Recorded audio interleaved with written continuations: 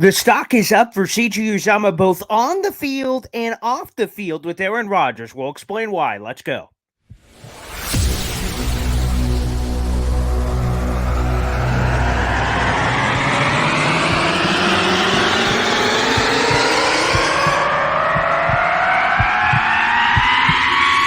Zoinks!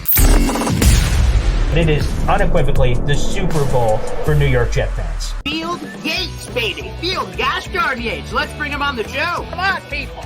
Connor Rogers is joining the show. What's up, Connor? But Trevor Gosh darn Sycamore, baby, for me, personally, my favorite New York Jet of all time. Wow, it's great to be on. What an intro that was right there. Paul, nobody does an intro like you, man. Paul, you give the best intro of literally any podcast that I've ever been. I'm gonna lose my gosh darn bananas.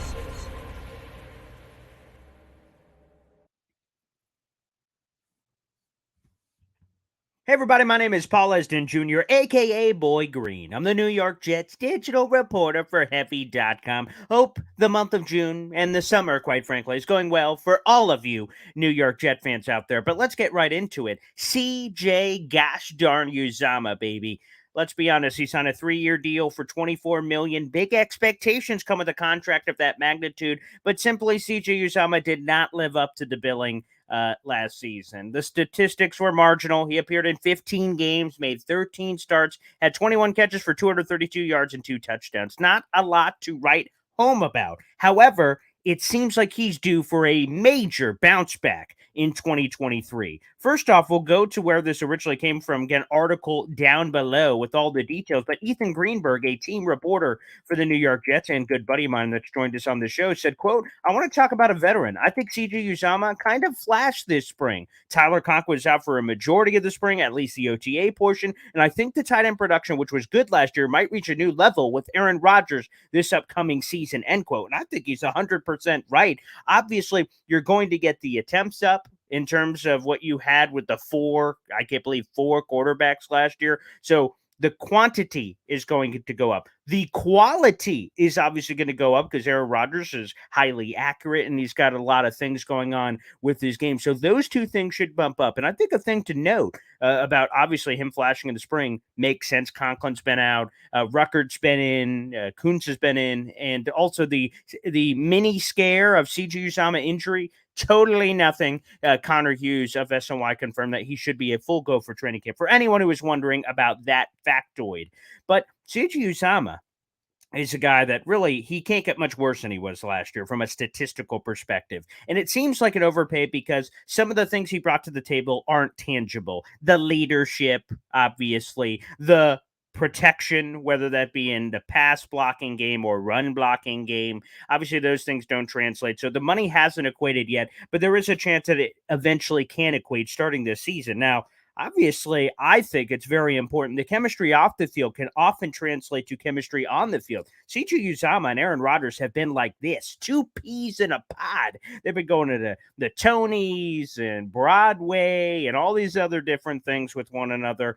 And Aaron Rodgers, even subconsciously, when he's going to look at who he wants to throw the football to, he's like, oh, CJ Uzomah, my buddy. How could you not do that? So I think CJ Uzomah is in for a little bit of a pop, and it's all there on paper. I was really excited about the Uzomah signing last year when it happened, the 6'5", 271-pound body, and I felt just like a lot of untapped potential through his 7 years with Cincinnati. There just wasn't a lot of, maximizing his talents and skill set. And we saw it in, flashes last year, that big, I think it was the Detroit Lions game where the Zach Wilson play action, pat the ball, booyah, almost like the pro day throw, touchdown CJ Uzomah. So I think he could be an interesting weapon. Plus, when you start thinking about the other guys on the team, right?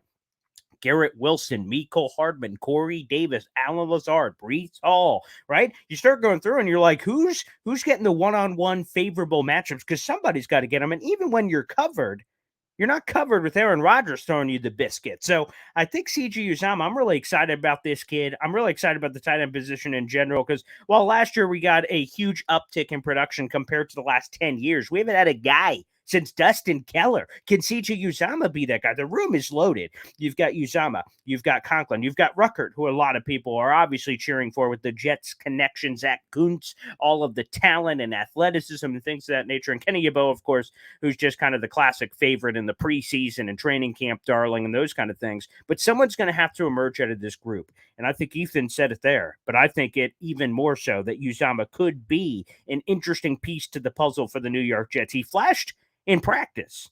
We're talking about practice, baby.